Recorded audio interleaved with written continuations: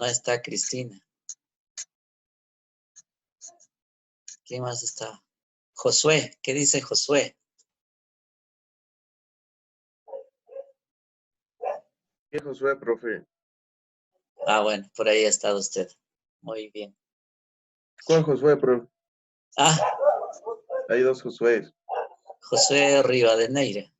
Ah, yo, profe. Todo bien, profe, ahí estresado, estar en la casa. Sí. Todo tranquilo entonces. Todo fresco. Qué bien. Muy contento entonces. Bueno, vamos a iniciar a ver. Ahora vamos a tratar de trabajar o estudiar las concepciones que se han dado a lo largo de la historia del mundo sobre el ser humano.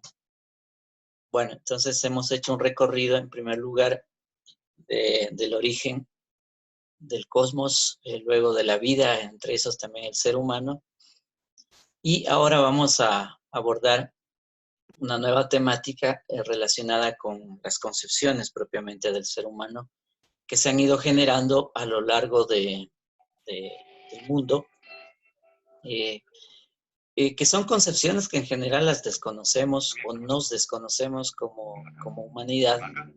Más es el desconocimiento que lo que conocemos y pensamos a veces que el mundo que nos rodea, pues, y el que apenas conocemos de Occidente es el real y eso es todo. Cosa que no es así, sino más bien hay que introducirnos a entender otras civilizaciones que yo por lo menos desconozco, por ejemplo, el mundo de la India, el mundo de la China, hinduismo, budismo, confucianismo, etcétera, o del Medio Oriente, de esas culturas, grandes culturas que han sido incluso mucho más antiguas que las nuestras, como las americanas. Entonces, vamos a abordar eso a lo largo de esta última parte y con esto terminaríamos el bimestre también. A ver, una primera cuestión que quería abordar es, ¿qué es eso de la concepción? Una concepción, siempre el término está relacionado con el inicio, con lo que se concibe, es decir, con la génesis de, de, de un ser, de una forma también, porque el ser toma formas distintas. Cuando decimos ser, me refiero a la materia, es decir, lo que existe es la materia. Sí, todo lo que tenemos, digamos, en este largo proceso que hemos visto con ustedes, pues lo que está en juego es la materialidad misma. ¿Sí? Entonces, a partir de la materia se originan concepciones. Entonces, en el concepto de concepción está la idea de la materialidad, de lo que compone eso, de la composición química, y no solo química, sino de la vida misma. Entonces, una concepción siempre va a ser, en primer lugar, el origen, la génesis de algo. Esa es la primera cuestión. La segunda cuestión es que los seres humanos vemos, observamos, abstraemos esa materia, esa materialidad en distintas formas, bueno, múltiples formas que tiene la naturaleza y la vida misma, y pensamos que eso es así, es decir, que eso es real, que la manera en cómo las percibimos también, aunque la percepción siempre es un problema, porque la percepción es como las personas creen que ven, aunque pueden equivocarse, o muchas veces la percepción es equivocada. Entonces, de todas maneras, también está presente eso que llamamos percepción. La percepción también está relacionada con lo que se llama el fenómeno, lo fenomenológico. Lo fenomenológico es lo que aparece, lo que se ve, lo que logramos incluso hasta muchas veces tocar. Es decir, lo fenomenológico es la apariencia, diríamos. Por eso es muy importante dentro de las concepciones hurgar propiamente en la base, en los fundamentos. ¿Un fundamento qué es? Un fundamento es la base de una estructura, la base de un ser, la base en la que descansa, por ejemplo, la misma naturaleza, en la que descansa el ser humano. Si yo digo, a ver, tengo un edificio, bueno, vemos el edificio, pero a veces generalmente no vemos un fundamento, el fundamento del edificio. A ver, apague el micrófono. ¿Quién está? Erika, creo que es.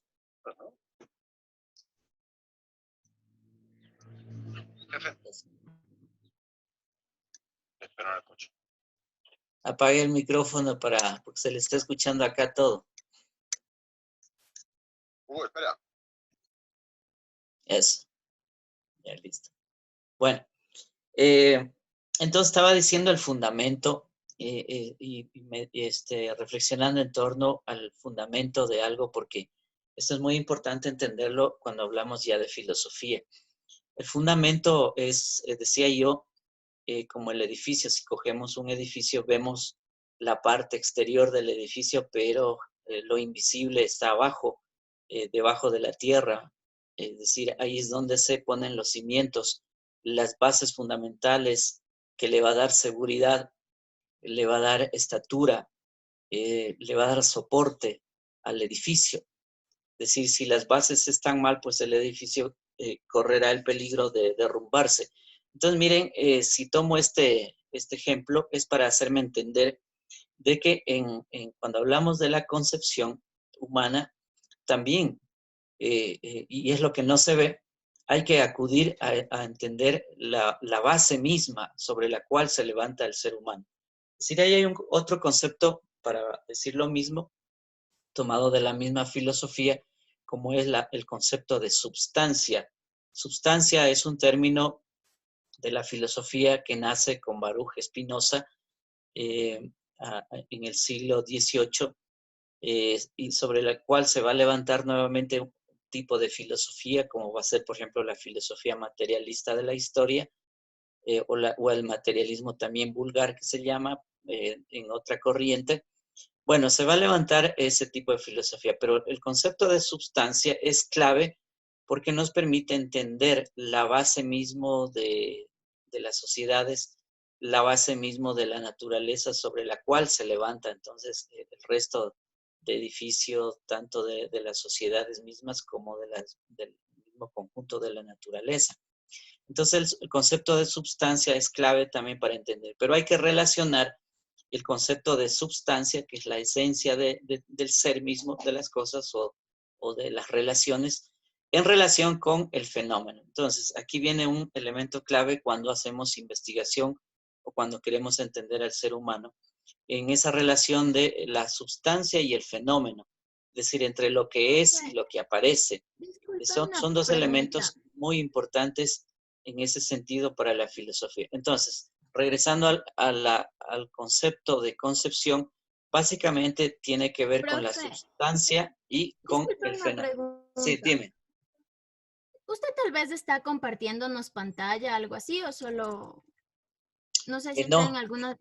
no. Estoy solo haciendo una introducción, pero ya voy a compartir la pantalla.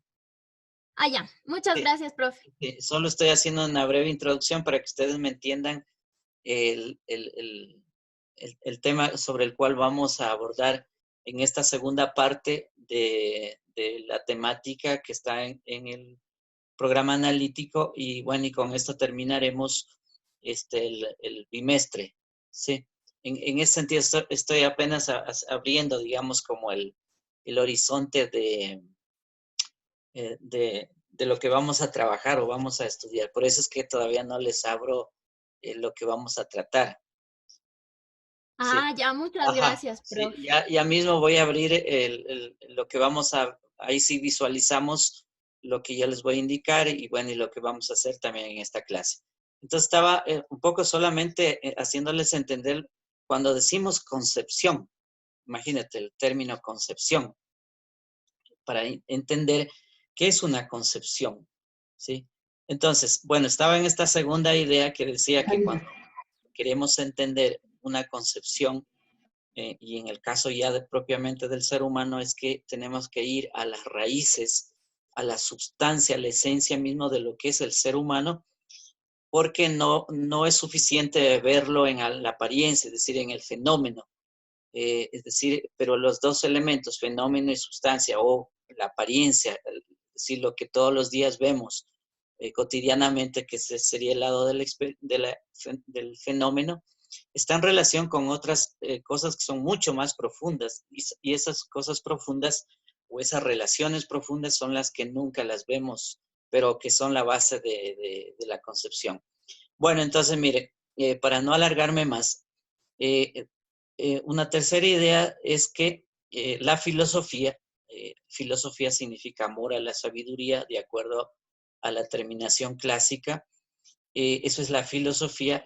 La filosofía también eh, en, entiende a la ciencia, es decir, por eso es que filosofía y ciencia son dos elementos indispensables. Es decir, cuando queremos estudiar la ciencia, pues tenemos que pasar también por la filosofía para poder abordar la ciencia. Entonces, filosofía y ciencia son dos aspectos relacionados de lo mismo.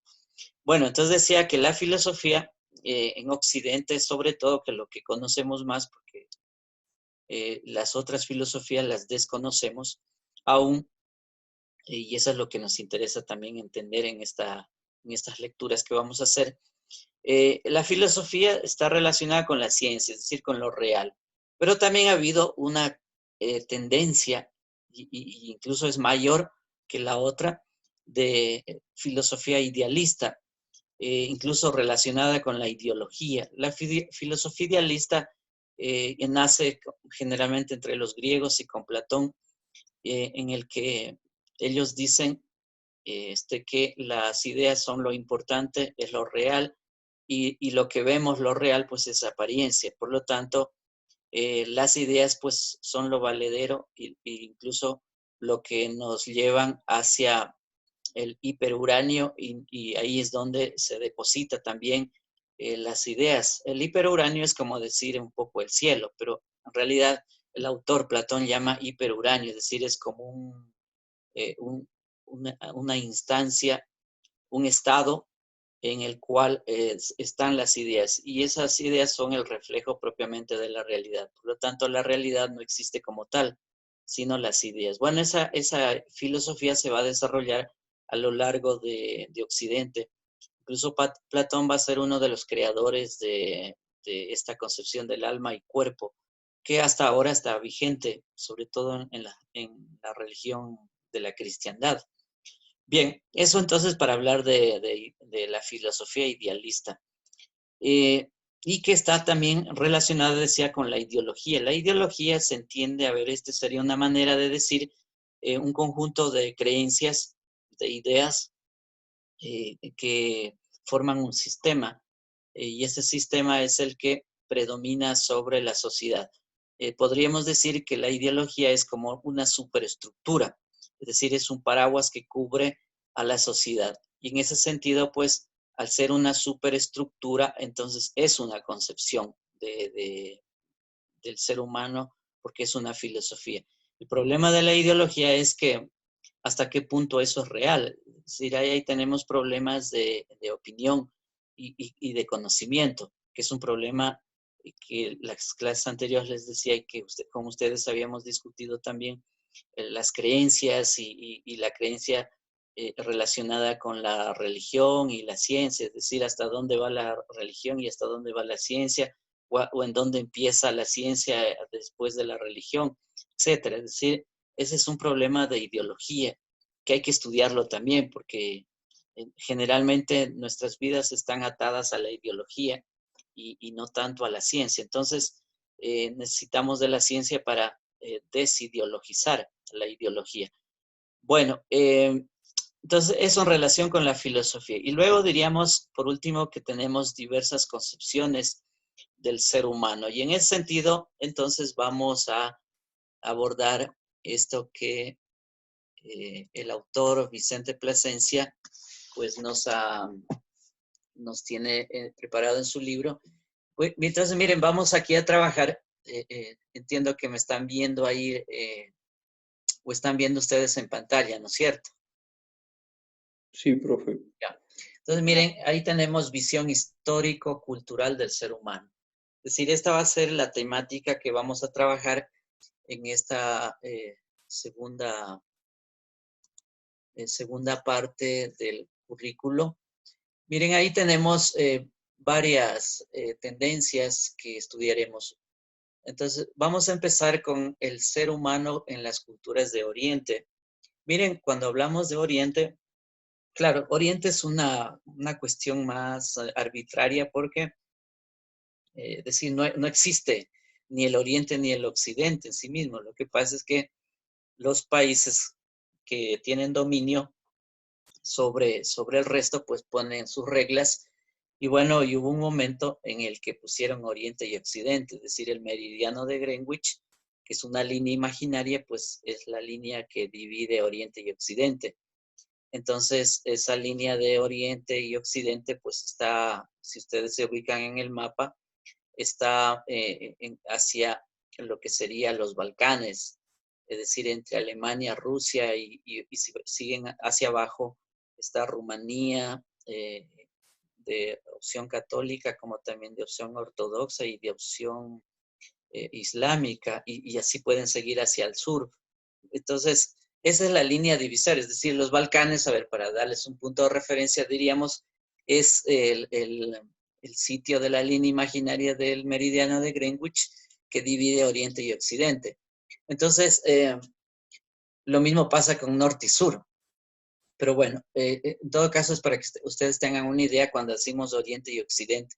Bueno, entonces estamos hablando aquí de las culturas de Oriente, básicamente tres grandes culturas, aunque existen otras, o civilizaciones también podríamos llamarles. Yo prefiero llamar civilización más que cultura, porque cultura te puede llevar a confusiones en vista de que la cultura tiene que ver con la creación de artefactos, es decir, todo lo que el ser humano puede crear, pues es parte de la cultura. Entonces, en ese sentido se entiende la cultura y es una concepción también de la antropología. Pero si decimos civilización es mucho más amplio que cultura. Entonces, es preferible hablar de culturas. Entonces, perdón, de civilizaciones. Entonces, ahí tenemos, de acuerdo al texto, miren, tres civilizaciones muy grandes, pero muy desconocidas también para nosotros los que vivimos en esta zona del planeta. Incluso hay estudiantes que apenas conocen de la avenida Patria al norte, hacia el norte y no conocen más incluso en Quito. Es decir, eso les da a ustedes la idea de qué conocimiento tenemos del mundo de hoy, muchos de nosotros también, u otros que no conocen pues fuera de Quito también, así que hay en los alrededores, etc. Entonces eso nos da la visión que tenemos también de nuestro mundo. Bueno, entonces ahí tenemos tres civilizaciones, la confuciana. Estamos hablando de 551 al 479 a.C., o sea, 5 siglos antes del nacimiento de Cristo, ya unas culturas muy avanzadas. También el hinduismo hace 1800 años antes de Cristo, incluso mucho más antes que la misma civilización confuciana. Y por último está lo del budismo, siglo VI antes de Cristo. Entonces, miren, son siglos y siglos o milenios también de existencia de estas culturas. Comparemos esa, por ejemplo, con las nuestras de acá, de este continente. Estamos hablando de hace 40,000 años o 50,000 años que recién vienen por el estrecho de Bering en el norte y se extienden hacia el sur. Y en el caso ecuatoriano estamos hablando de los primeros habitantes entre los 10,000, 15,000 años antes de Cristo. Y luego las culturas ya propiamente alfareras en el año 5,000, un poco antes también, donde empiezan a desarrollar la agricultura y bueno, y no solo eso, sino también transforman la naturaleza, por ejemplo, los metales, etcétera. Entonces, es decir, si comparamos los años, pues vemos que hay unas grandes diferencias de desarrollo civilizacional entre esas culturas y la nuestra. Bueno, después tenemos otro tema que veremos que es el ser humano en la cultura occidental. Me refiero, cuando decimos occidental, este es un problema también no definido, pero por lo menos nos da una noción de cuando queremos decir occidental. La primera idea que yo les decía es la del meridiano de Greenwich hacia acá, es decir, ese es un punto de referencia.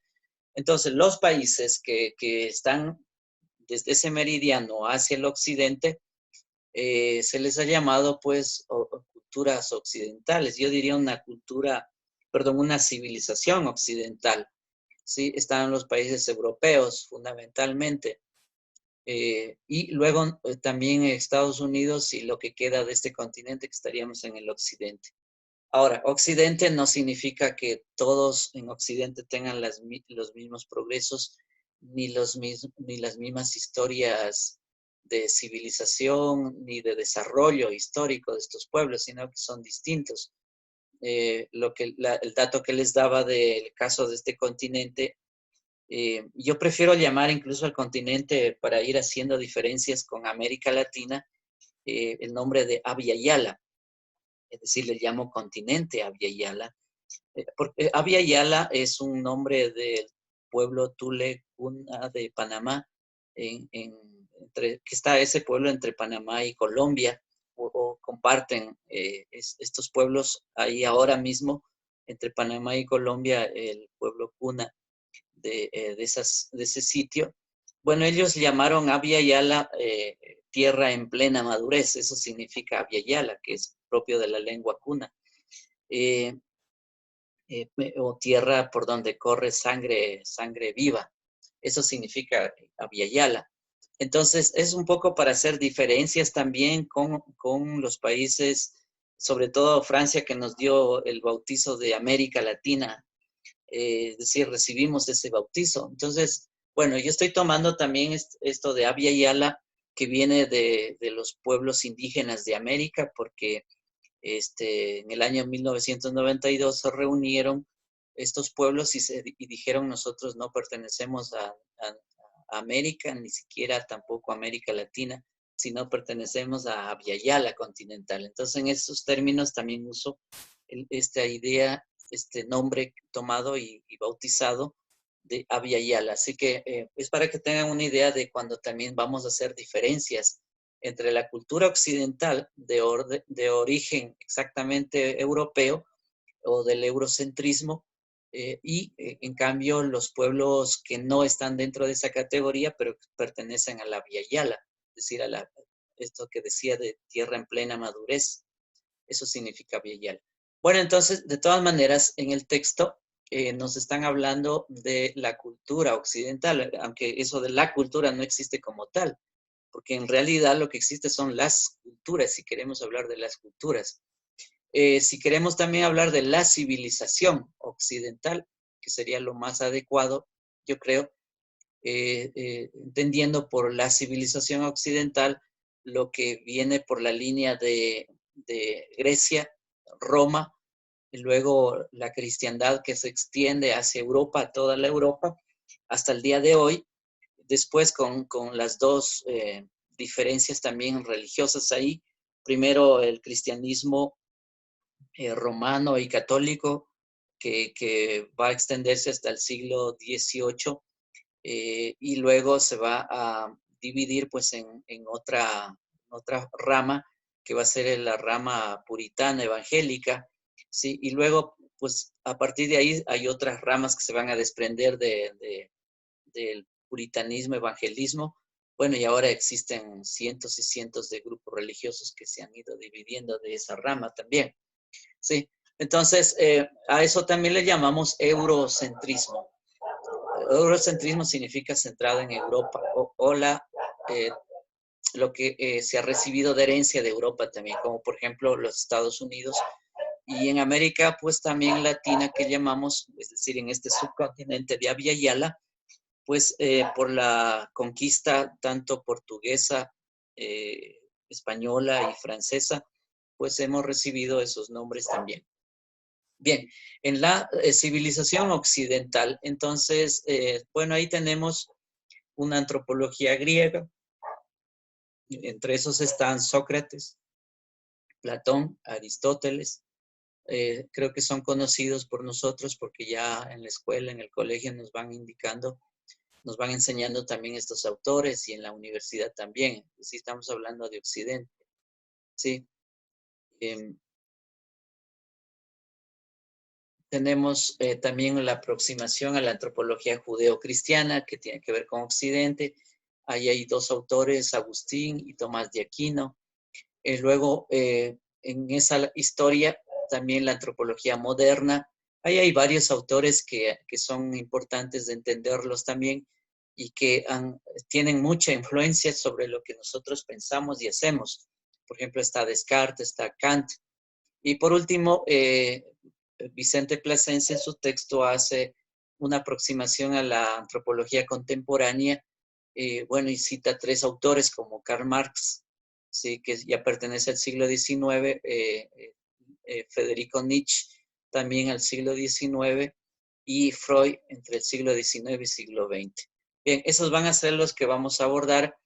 Después tenemos otras concepciones que aborda el autor, el ser humano en la cultura que llama Medio Oriente, es decir, estaríamos hablando de estos pueblos, de estas civilizaciones que se encuentran en el Medio Oriente, como por ejemplo Irán, Irak, Afganistán, Uzbekistán, Israel, Palestina, etcétera. Todas estas grandes civilizaciones que se encuentran ahí, que son de hecho distintas y además hablan lenguas totalmente distintas entre ellas, aunque algunos hablan de que pertenecen al mundo árabe. Bueno, y por último, vamos también a abordar esto del ser humano en la Via Yala continental. Bueno, aquí tenemos más de 6,000 identidades indígenas. Si imagínense, solo el Ecuador nomás, un país pequeño de 256,000 y pico de kilómetros cuadrados, tiene 14 nacionalidades indígenas y 18 pueblos distintos. Entonces, no se diga a lo largo del continente. Es decir, estamos hablando más de 6,000. De esos, muchos de ellos están en peligro de extinción o están ya extinguiéndose con sus lenguas. Cabe entender que en esas culturas y en esas lenguas hay conocimientos porque la lengua guarda, porque siempre una lengua hay que entenderla como un sistema de códigos. De hecho, una lengua es un código, son un conjunto de códigos. Esa es una lengua en todo el mundo. Entonces, los códigos guardan lo que la realidad es decir, de algún nombre, porque los seres humanos tenemos la capacidad de nombrar, de dar nombre a las cosas. Entonces, ese nombre de algún modo refleja lo que es esa cosa, aunque no es la cosa, pero la está nombrando y está haciendo referencia a ese objeto. Entonces, imagínense lo que significa una lengua. Una lengua, entonces, guarda en sus códigos porque registra la realidad de lo que es ese pueblo, de lo que es ese mundo. Entonces, al extinguirse una población o extinguirse una lengua, pues se está extinguiendo el conocimiento que existen de esos pueblos, se está extinguiendo la cultura de esos pueblos. La cultura, como les decía, lo que saben hacer, lo que piensan, lo que producen en términos de artefactos, todo lo que saben crear, eso se refiere a la cultura. Entonces, el perderse un pueblo y sus lenguas, pues se va perdiendo toda esa información y ese conocimiento existente. Eso resulta muy grave. Sobre todo ahora resulta grave por las condiciones sociales en las que vivimos a nivel planetario, es decir, el capitalismo como sistema económico y político, pues nos está conduciendo a la debacle. Es decir, van desapareciendo los pueblos porque no logran sobrevivir. Eso también tiene que ver, a ver, yo ayer leía un artículo de Álvaro García Linera, el vicepresidente de Bolivia, escribió, y yo no me había dado cuenta, pero él habla de unos términos que son un poco difíciles todavía para ustedes entenderlos. Él habla de subsunción real y formal, a ver, de la naturaleza. A ver, solo para darles una idea de lo que significa subsunción real y formal. La subsunción es un término de Marx, de Karl Marx, en el que él habla de, sobre todo en relación al trabajo y a lo que el trabajo genera plusvalor, es decir, excedente económico y riqueza. Entonces, el Álvaro decía, a ver, existe la subsunción real, es decir, el hecho de sacarle a la naturaleza de manera muy intensa y además que el capitalismo se extiende, entonces estamos sacándole a la naturaleza todo aquello que tiene de manera irracional. Entonces, esa es la subsunción real, es decir, el chuparle, el sacarle todo a la naturaleza en nombre de los recursos. Ya, esa es la subsunción real para Álvaro García. Y el otro término era subsunción formal.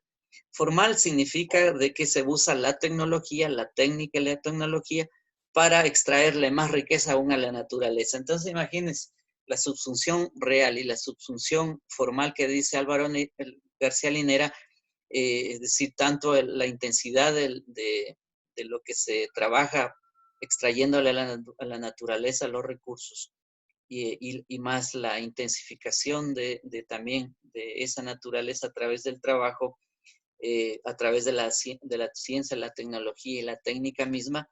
Entonces se extrae grandes ganancias de la naturaleza. El problema es, y bueno, ¿y quién se apropia de esas ganancias, de esa naturaleza?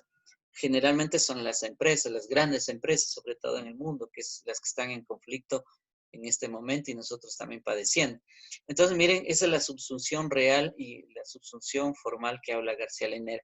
Pero él decía, y esta es la idea a que yo quería ir, es decir, como le estamos estrujando tanto a la naturaleza, estamos estrechando cada vez más a la naturaleza porque obligamos, por ejemplo, a los animales a que vayan extinguiéndose en unos casos. En otros casos tienen que irse metiendo más al monte o tienen que irse estrechando más porque la población humana se va extendiendo, va ampliándose en el territorio. Entonces, los animales, los virus, las bacterias también, dice, van arrinconándose. O sea, estamos arrinconándole a la naturaleza y ella también está reaccionando de la manera como lo está haciendo, porque ya no es la primera vez. Es decir, recordemos que cuando los españoles vienen a América ya traen, por ejemplo, las pestes como la viruela, traen también la rubiola y la gripe. Es decir, eso viene con los españoles. Entonces, ya hubo incluso las poblaciones del siglo XVI, por ejemplo, se diezmaron hasta el siglo XVIII. Se diezmaron en este continente por las pestes, justamente. Pero ha habido otras que ya han sucedido en siglos anteriores, como también en el siglo XX, por ejemplo, el cólera, la peste negra, siglo XIX, y así. Entonces, no es la primera vez tampoco, pero esta es la primera vez en la historia de la humanidad que se vuelve colectiva. Es decir, el COVID-19 es una pandemia colectiva de todo el mundo. Entonces, nos ha llegado. Miren, entonces lo que decía García Linera, sí tiene que ver eso justamente cómo es que el ser humano va cada vez estrechando, va manipulando la naturaleza y la naturaleza también se está revirtiendo, es decir, empieza a defenderse también. Y esa es una explicación bien interesante de lo que da él. Bueno, ahí habría que trabajar mucho el tema también de esto, pero otro elemento que ayer estaba revisando un video de Alfredo Jalife, les cuento. Alfredo Jalife es un internacionalista mexicano muy bien preparado, profesor de la UNAM en México, conferencista también que da las vueltas por todo el mundo y sería bueno que ustedes lo revisen al autor. Él estaba hablando del COVID-19 como arma biológica. Sí, yo estoy con dos hipótesis también, pero buscando ahí información, estas les digo, entre mi primera hipótesis que yo también pienso es que el COVID tiene un origen de laboratorio. Bueno, y Alfredo Jalife también dice eso,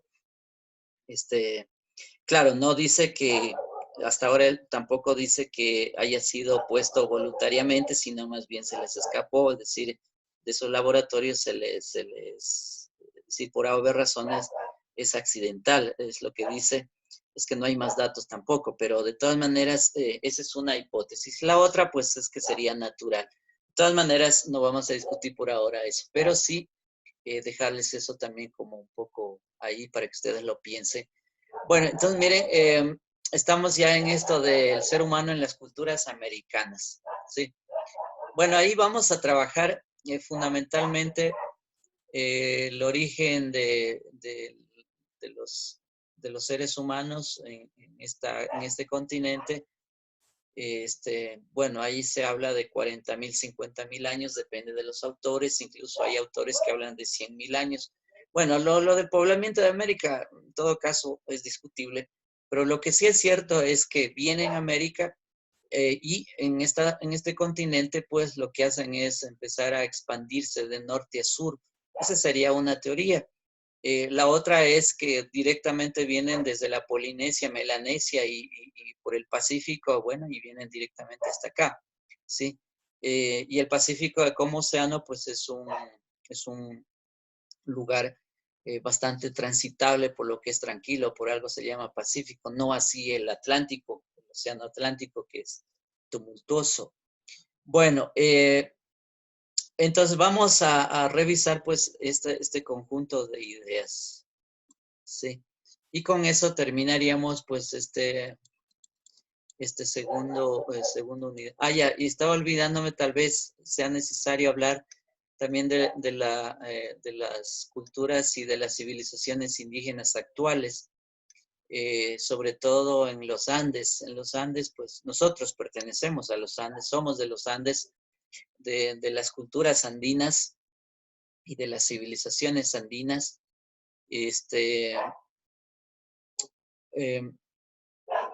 Aquí, bueno, en los últimos años se ha venido desarrollando un concepto bien interesante, que es el del summa causa. Summa causa es propiamente que viene por la lengua quichua, quechua y también aymara. Significa plenitud de vida o vida plena, que entre los griegos llamarían la felicidad. Nosotros estamos llamando la vida plena, plenitud de vida. Y además eso es organizado en un sistema de pensamiento y de acción. Me refiero fundamentalmente, por ejemplo, a los principios de interrelacionalidad, es decir, todo está en relación, es decir, los que vivimos en esta zona vivimos bajo ese principio de la interrelacionalidad. También hay otro principio, el de la dualidad, o también de la complementariedad, que da igual. Decir, la dualidad o la complementariedad significa que todos somos complementarios entre sí, empezando desde los géneros, masculino, femenino o sexuales también. Es decir, la sexualidad que tiene que ver con la complementariedad, pues no puede existir nada sin esa complementariedad. Entonces, a eso se refiere la dualidad. Y lo otro es el principio de reciprocidad, es decir, el del toma y daca, o lo que los estudiosos llaman del don. El don significa que alguien da, pero también a la vez recibe, ¿sí? Entonces, la reciprocidad significa que das y recibes. Por eso es que este principio también un poco se opone al de la solidaridad, porque el de la solidaridad, alguien da como que regala algo, pero no recibe. En cambio, la reciprocidad tiene que ver de ir y vuelta, o sea, el toma y daca, que es lo que llama la antropología. O sea, se da y se recibe a la vez. ¿Sí? En ese sentido, miren, ahí tenemos entonces 3 principios que son parte del sistema del summa causa. Pero el summa causa no es solamente estos principios, también es la forma en cómo nos organizamos. Es decir, las sociedades están organizadas, se han organizado históricamente desde que sabemos o tenemos conciencia, cuando ya hemos estudiado estas civilizaciones de este continente y exclusivamente también de la región andina, pues sabemos que se han organizado políticamente, socialmente, tienen autoridades, eligen autoridades. De hecho, cuando los españoles llegan, desde México para acá encontraron que estaban muy bien organizadas, es decir, eran civilizaciones que tenían sus propias lenguas, sus maneras de organizarse, de pensar, etc.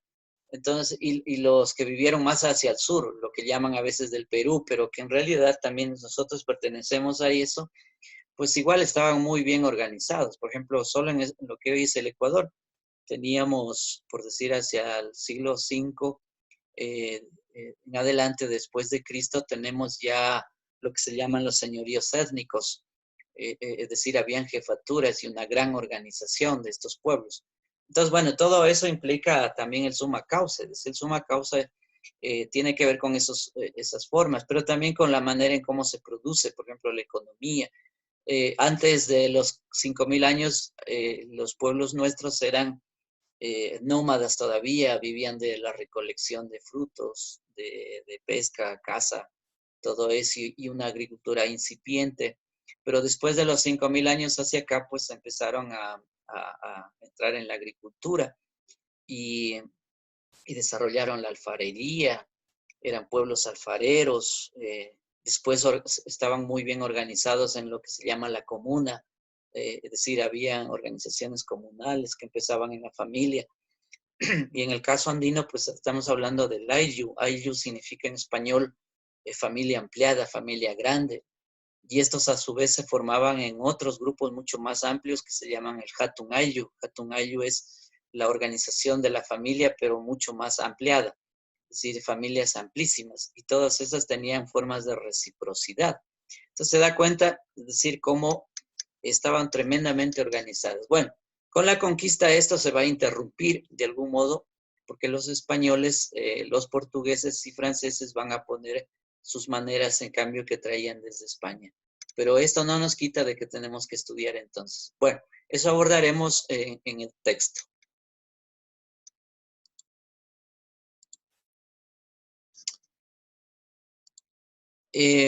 También quiero con ustedes, compartir unos videos sobre el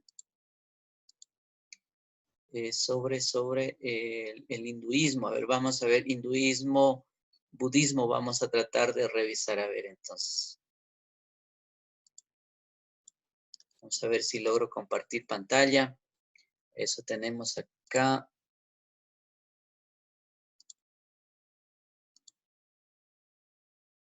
Eso, listo. Entonces, ¿están viendo ahí ustedes la pantalla? Sí, profe.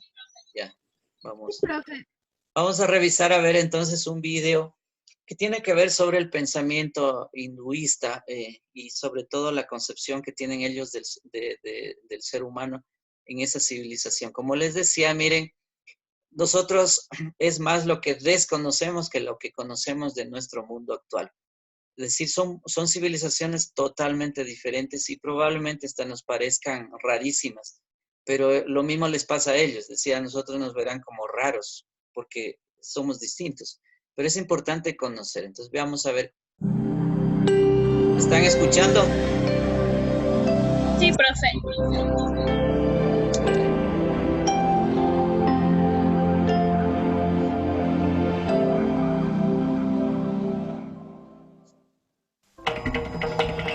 El pensamiento en la India. Hinduismo.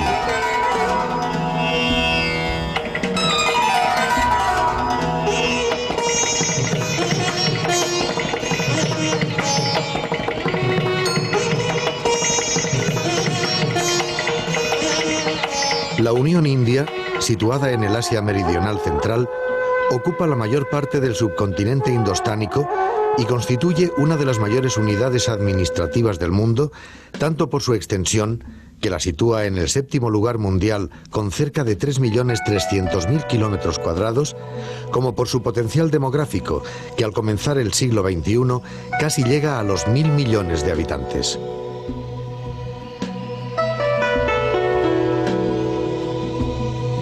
Las actuales fronteras de la India son relativamente nuevas y fueron trazadas por los ingleses durante su colonización. Sin embargo, en lo concerniente a la cultura, las raíces de la India retroceden miles de años y están ligadas a civilizaciones mucho más antiguas que las europeas.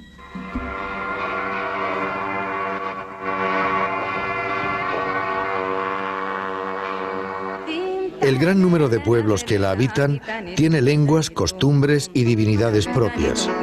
Aproximadamente el 80% de la población practica el hinduismo, en tanto que el resto son seguidores de tradiciones religiosas tribales: parsis, sikhs, budistas, jainas, judíos, cristianos, musulmanes y muchas otras. Por ello, la India es un país de contrastes, con una cultura que ha asimilado el legado de los distintos pueblos que la han colonizado. Tal vez el único de los rasgos culturales que ha sido impermeable a la influencia exterior es el sistema de castas.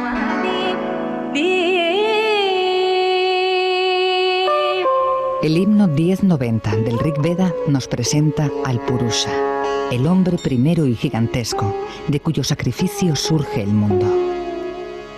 Tal es su grandeza, pero más aún es el Purusha. De él, una cuarta parte son todos los seres.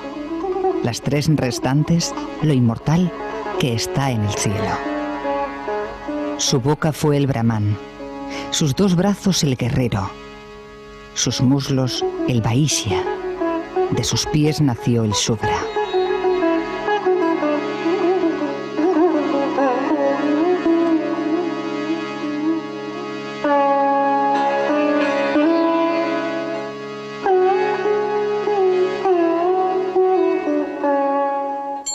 India, tierra de faquires, de gurús, de yogis, de renunciantes, haz de religiones, universo de misterios profundos, de oscuro simbolismo para los no iniciados, cuna de la espiritualidad y del misticismo, esperanza de hallar respuestas a los grandes enigmas que angustian a la humanidad, refugio, retiro, peregrinación a las fuentes, búsqueda de la divinidad, universo de contrastes y de contradicciones, conglomerado de sensibilidades y de estados anímicos, y una de las grandes culturas de la humanidad.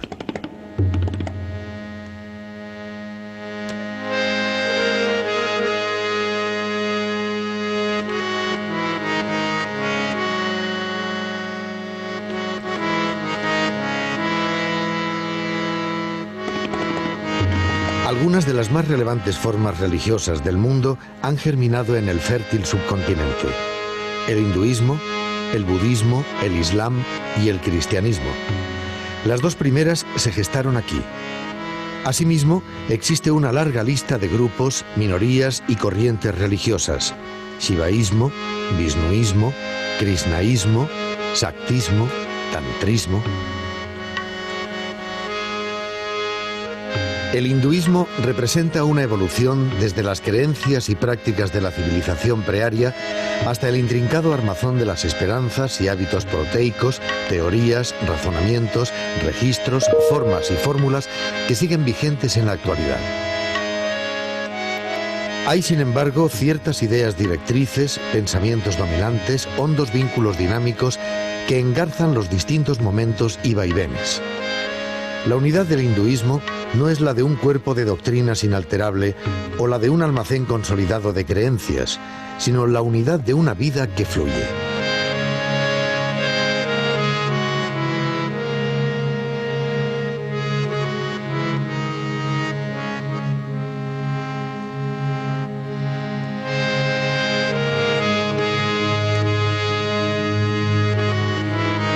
Lo que se conoce como hinduismo es la consecuencia de una espectacular metamorfosis de la que somos contemporáneos, puesto que se prolonga aún hoy.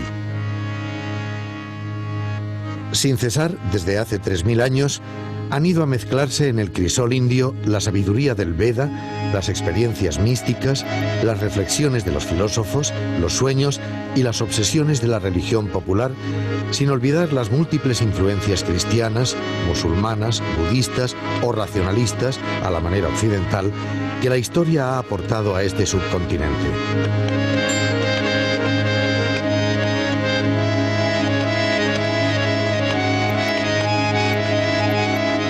Religión sin fundador, sin texto oficial como la Biblia o el Corán, sin dogmática, sin iglesia organizada, el hinduismo es un inmenso laboratorio donde se han llevado a cabo todo tipo de experimentos religiosos: monismo, politeísmo, panteísmo, enoteísmo, entre otros.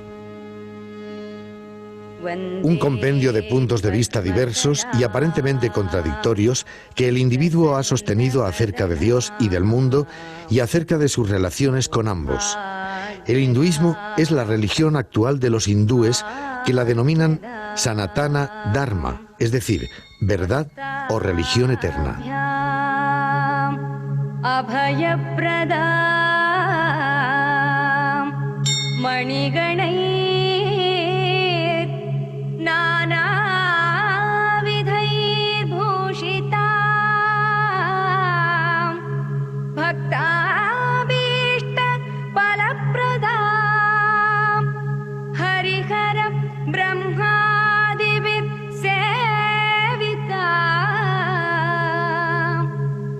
La dimensión espiritual no solo aparece en un primerísimo plano en la vida cotidiana del ciudadano de la India, sino que a lo largo de los siglos se ha concretado en un inmenso caudal de obras filosóficas, religiosas y literarias, cuyo conjunto representa uno de los patrimonios culturales más ricos de la humanidad.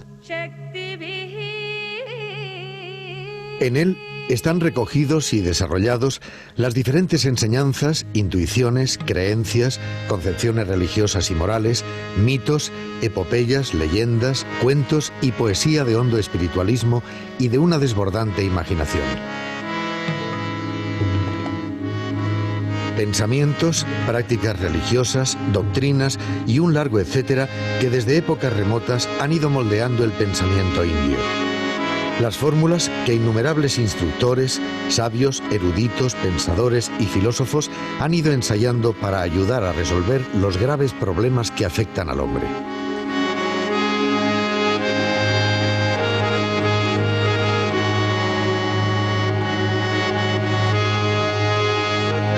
La filosofía no comenzó en la India con los sistemas filosóficos ortodoxos, es decir, Nyaya, Vaisésika, Samkhya, Yoga, Mimamsa y Vedanta, ni con los sistemas heterodoxos como el jainismo, el budismo o los materialistas. Durante un largo periodo anterior al surgimiento de estos sistemas, hubo una importante actividad filosófica. Los poetas de los Vedas, los inspirados videntes de las Upanishads, los sabios que compusieron las epopeyas y los Puranas, así como otros pensadores, todos contribuyeron al desarrollo de una rica herencia filosófica.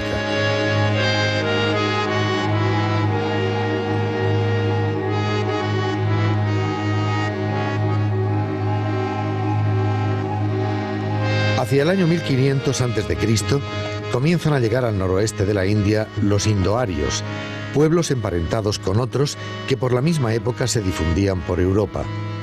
Traían consigo una rica literatura religiosa y folclórica, himnos, oraciones, composiciones mágicas, fórmulas de bendición o rituales, baladas. Parte de esa literatura, aumentada con producciones posteriores, dio lugar a los Vedas.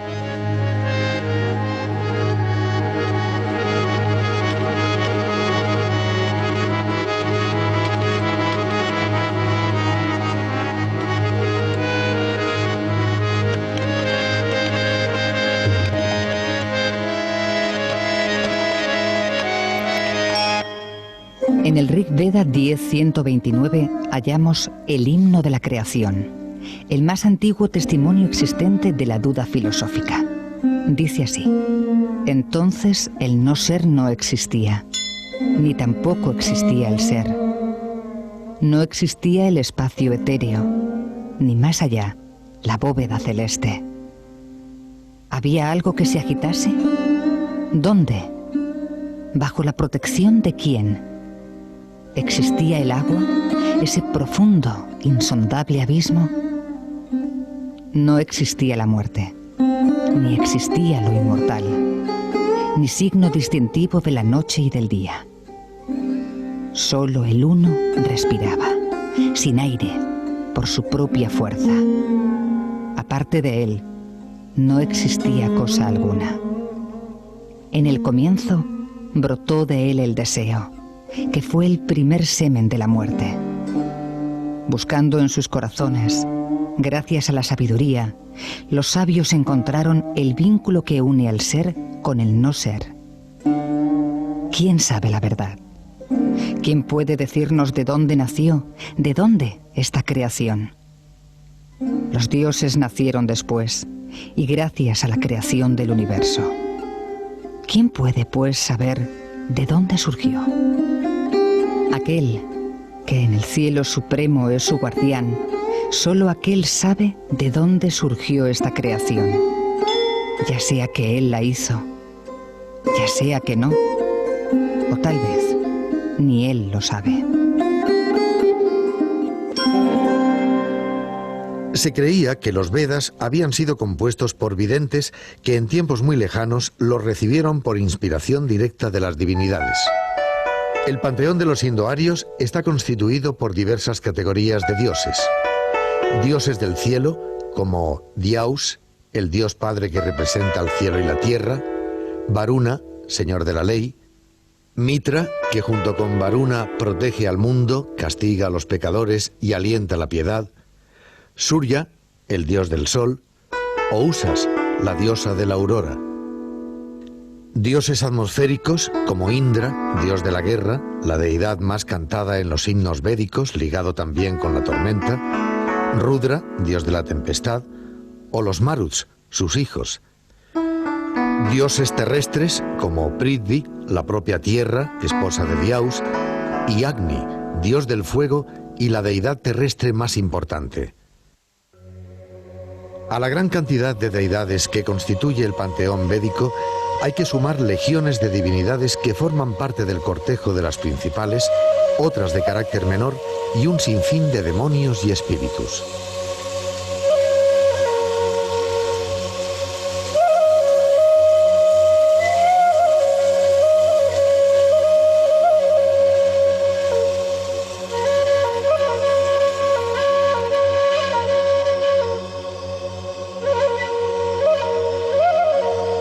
Los himnos védicos dieron paso a un examen más escolástico y exhaustivo sobre los pormenores de los rituales del culto, de su justificación y sentido, los brahmanas.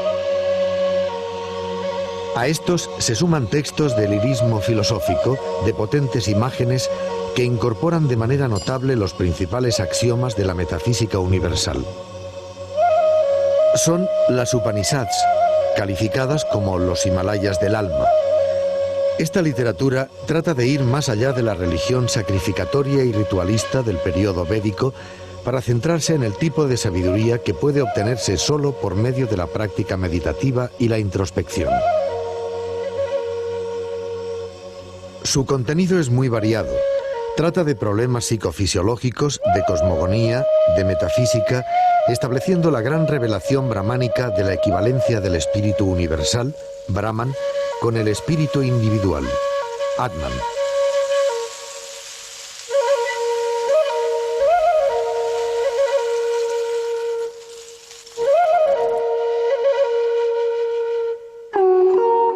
La identidad entre Brahman y Atman está ilustrada en la Chandogya Upanishad, en una conversación entre Uddalaka Aruni y su hijo Svetaketu. Toma una fruta de ese árbol Nyagroda. Hela aquí, señor. Ábrela. ¿Qué es lo que ves dentro de ella? Estos pequeños granos, señor. Abre uno de ellos. Ya está abierto, señor. ¿Qué es lo que ves dentro de él? Nada, señor.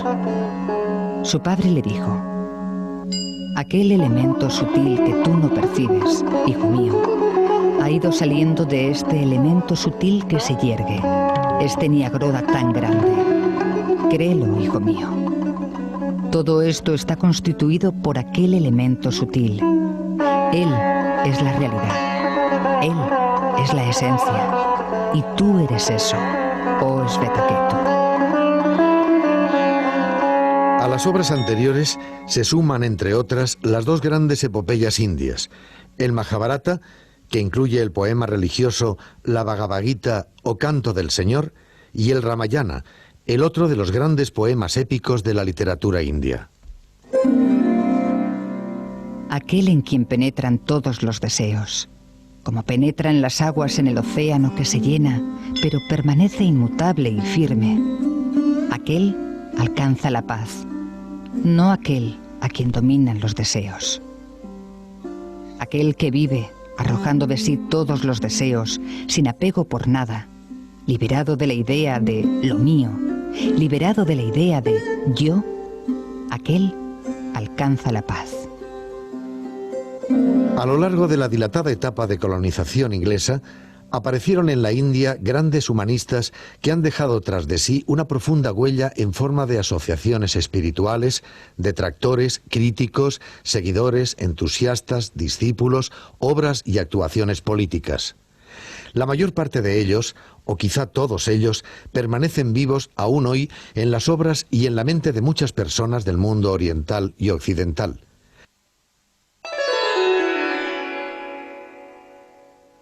Recordemos los nombres de Ram Mohan Roy, llamado el padre de la India moderna, o Aurobindo, fundador de un vigoroso movimiento hindú moderno. Según el criterio correcto de la vida y del yoga, ¿toda la vida es yoga consciente o subconscientemente? Pues con este término significamos un esfuerzo metodizado en pos de la autoperfección, mediante la expresión de las potencialidades latentes en el ser y una unión del individuo humano con la existencia universal y trascendente, que vemos parcialmente expresada en el hombre y en el cosmos. Fue, entre otros muchos, Gandhi, uno de los artífices de la independencia de la India. Tenemos que hacer que la verdad y la no violencia sean practicadas por grupos y comunidades, y no meramente por personas individuales. De todos modos, ese es mi sueño. Viviré y moriré tratando de llevarlo a cabo. Mi fe me ayuda a descubrir nuevas verdades todos los días. El ahimsa es un atributo del alma y, por tanto, debe ser practicado por todos en todos los asuntos de la vida. Si no se le puede practicar en cada uno de los estratos vitales, carece de valor práctico.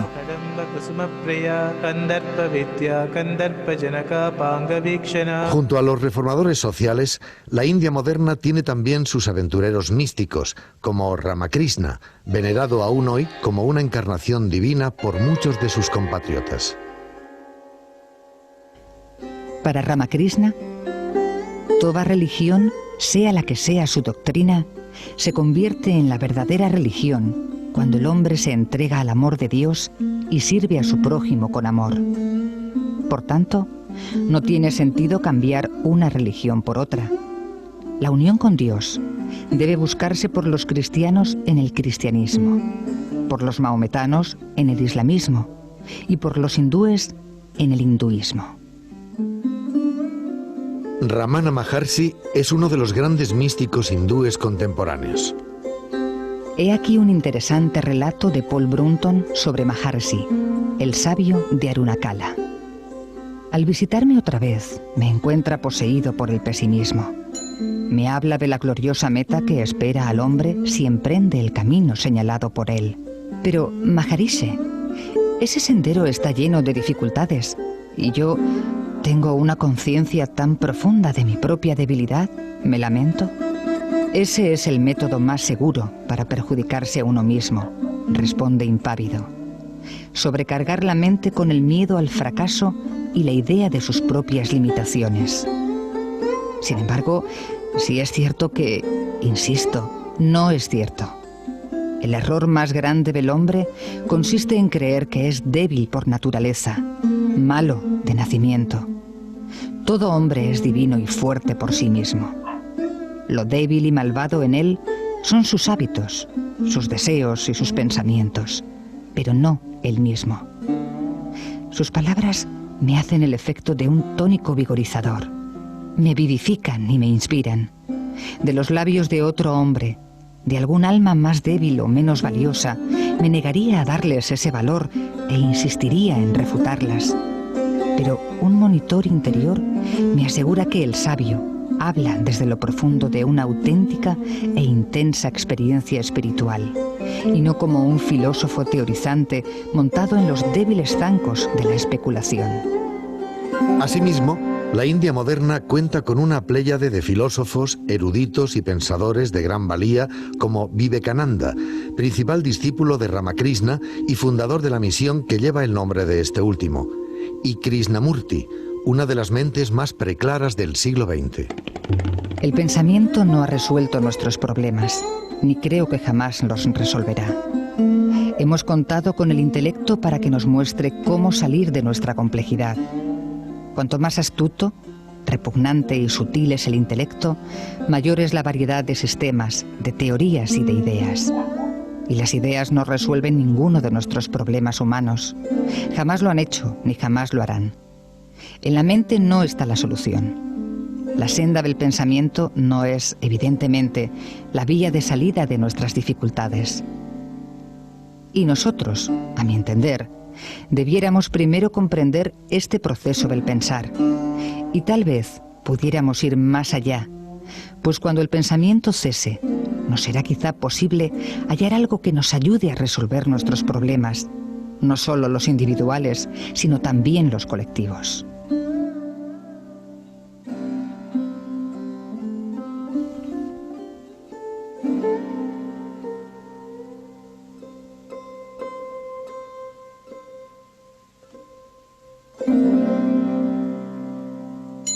El gran poeta Rabindranath Tagore reúne en su persona y en su obra el espiritualismo, el impulso romántico, el realismo social, el nacionalismo e incluso el internacionalismo.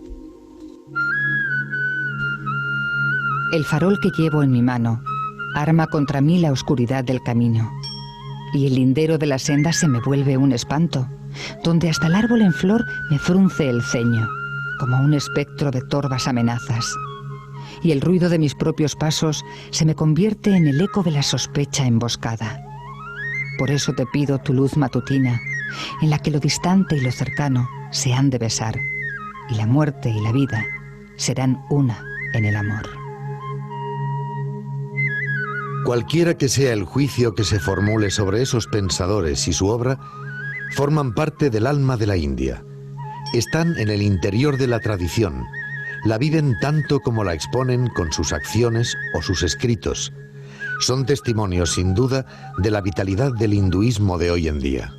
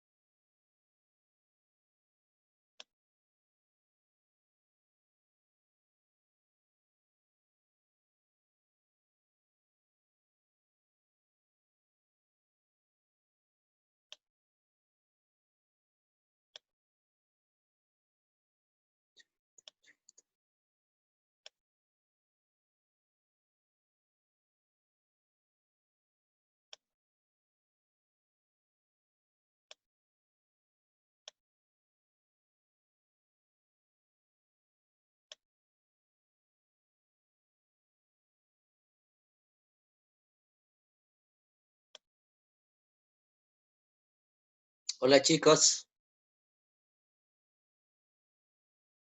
Profe. ¿Vieron el video? Sí. ¿Sí? Sí. Ah, ya, listo. Bueno, ¿qué les pareció?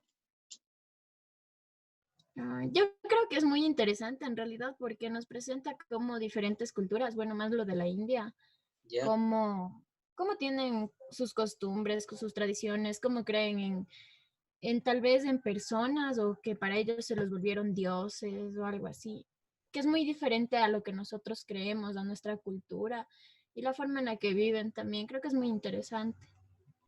Ujú. Puede parecernos a veces muy, decir, te golpea mucho por la manera en cómo viven, en cómo está organizada también la sociedad.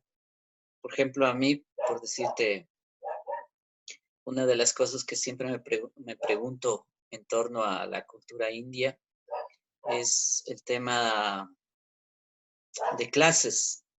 Es decir, detrás de todo el conjunto religioso que existe, no se plantean nunca, por ejemplo, el tema de la pobreza. La pobreza, es decir, científicamente hablando, pues es una creación humana. Las desigualdades son creaciones humanas por la estructura misma de la sociedad en la cual se desarrolla. De tal modo que las clases sociales pues son formadas por las personas. Y las religiones en general terminan justificando eso.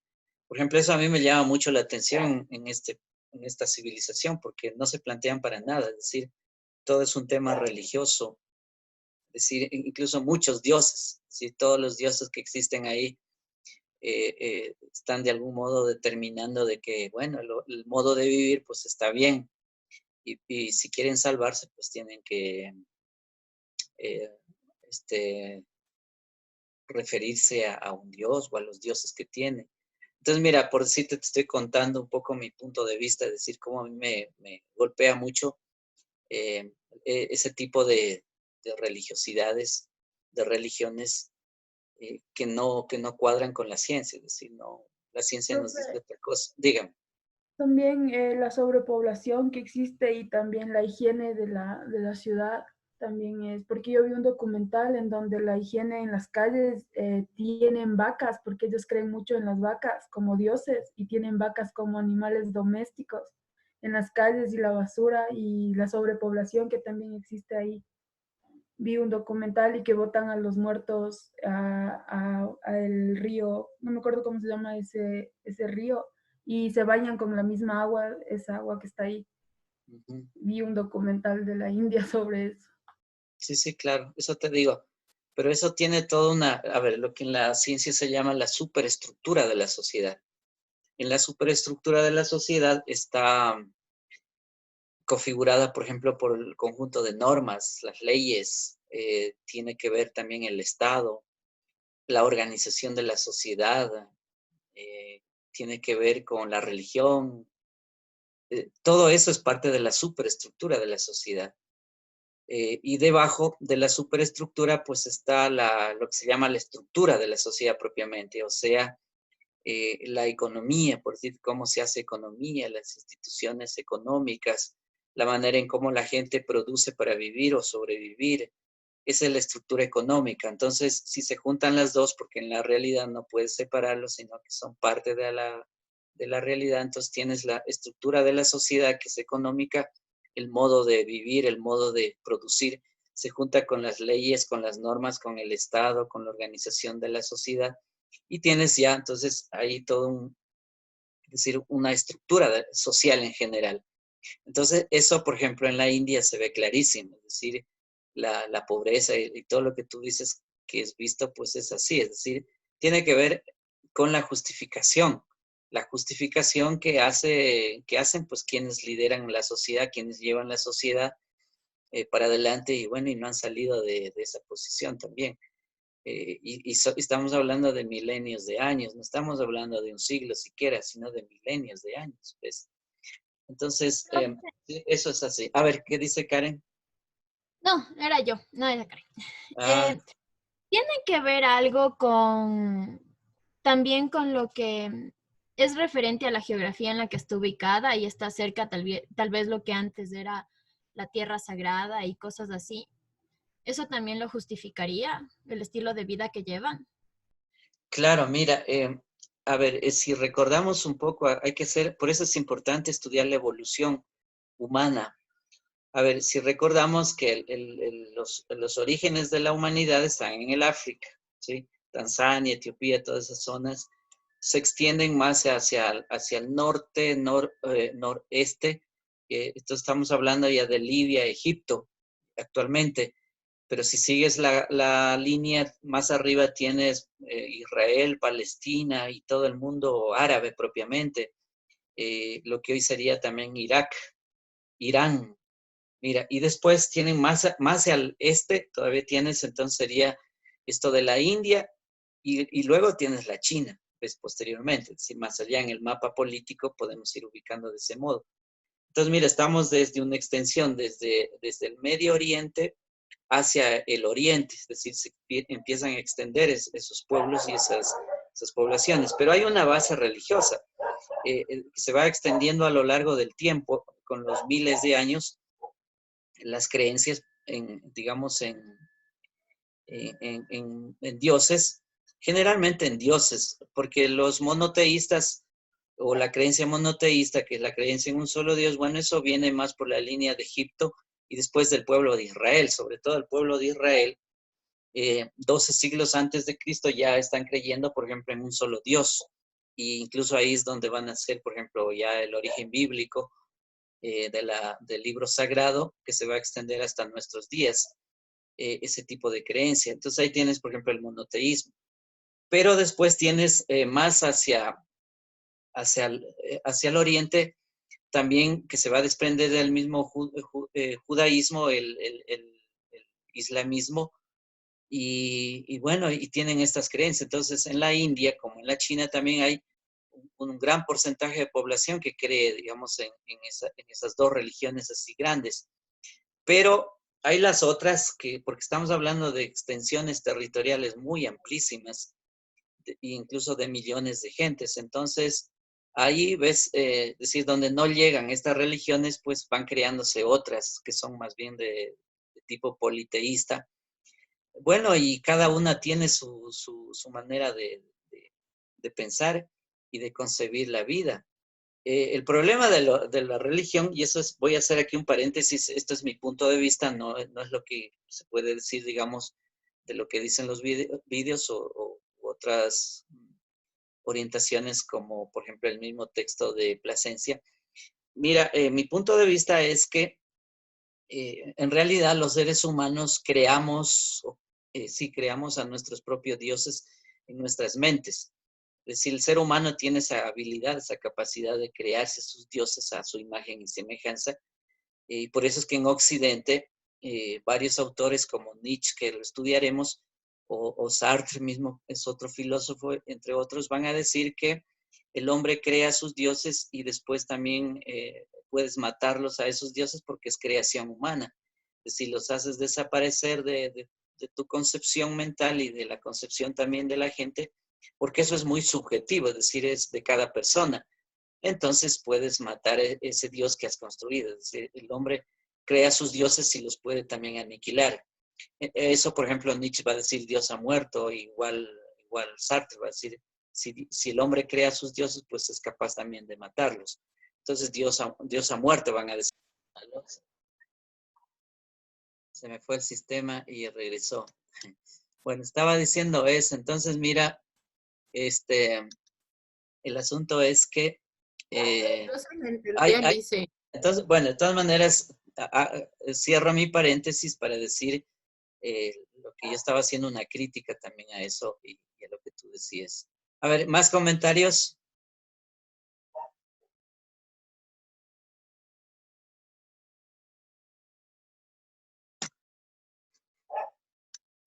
Bueno, jóvenes, vamos a ir terminando porque yo tengo otra clase a las 11 y hasta prepararse esa clase, pues necesito unos cuantos minutos para entrar y todo eso. Así que vamos a ir cerrando. Jóvenes, les anuncio que yo les he de poner en su aula virtual la próxima tarea escrita parecida a la anterior. Les voy a incluir también un modelo de un estudiante de cómo ha hecho su tarea, que sacó 14 sobre 15 puntos en la primera tarea escrita.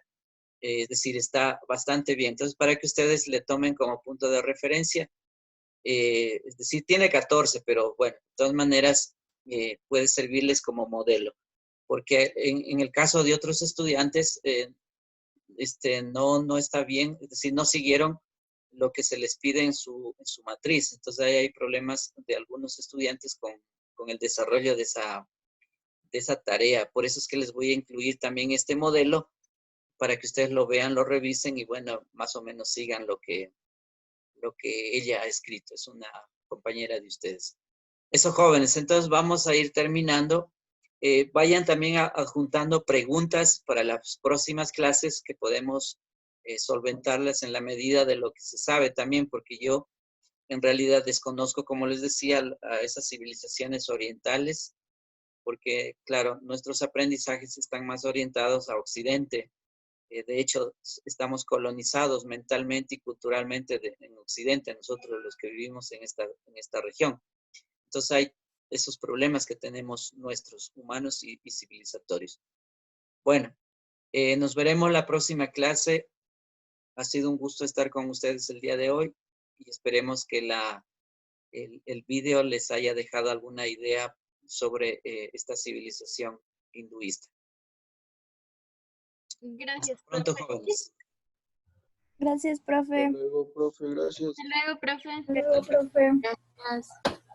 Hasta luego, profe. Hasta luego, Hasta jóvenes. luego, profe. Chao, les vaya bien, cuídense mucho.